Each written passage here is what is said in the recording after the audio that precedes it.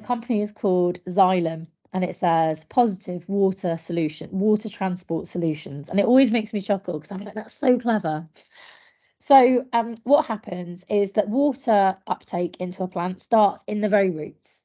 So we have these root hair cells. Now, root hair cells are very peculiar. So those people that have done the cells unit will know that there's lots of different types of cells, especially in the body.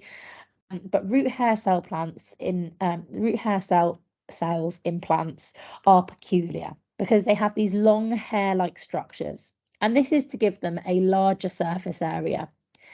So they have two processes of movement of substances going on.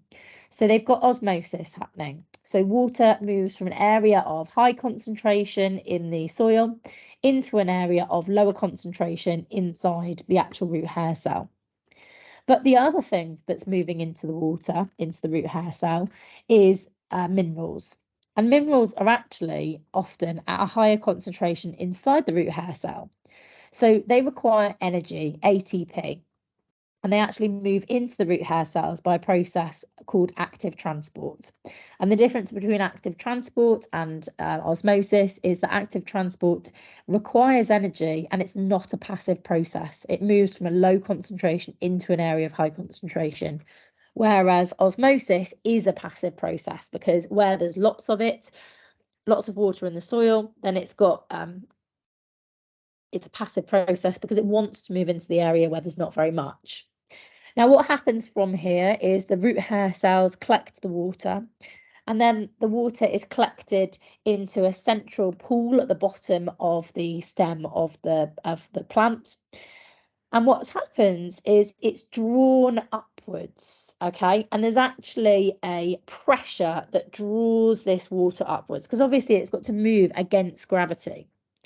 Now, the thing that's creating this pressure through the plant is transpiration from the leaves. So we all know that, and this is another one, if you haven't done it before, you can take a leaf and you can paint a little bit of nail varnish on the underneath of a leaf.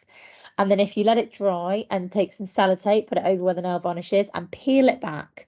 And if you hold it up to the light, you'll be able to see little holes. They look like little mouths, and they're called the stomata. The stomata are controlled by two little guard cells, which are a little bit like a rubber ring. So when they fill with water, when they're full of water, they open up, and when they're empty of water, they close. So they actually use water as a mechanism to control whether or not they're open or closed. Now, if they're open, then water can evaporate and gases can also escape from the leaf. So that's an opportunity for the plants to get rid of its waste product, which some of the oxygen that goes into the air, but it also allows water to evaporate from the leaves. And we call that evapotranspiration.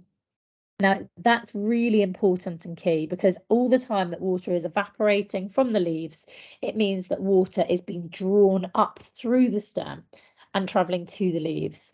Some of that water will be used in the process. Some of that water will be used in biochemical processes within leaves, and some of it will evaporate.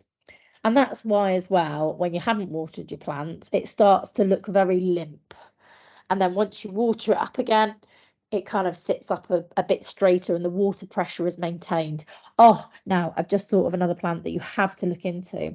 They call it the sensitive plant, and it's a fern that is native to the rainforest. And it's one of the only plants that moves. And it is incredible. Write down now, sensitive plant.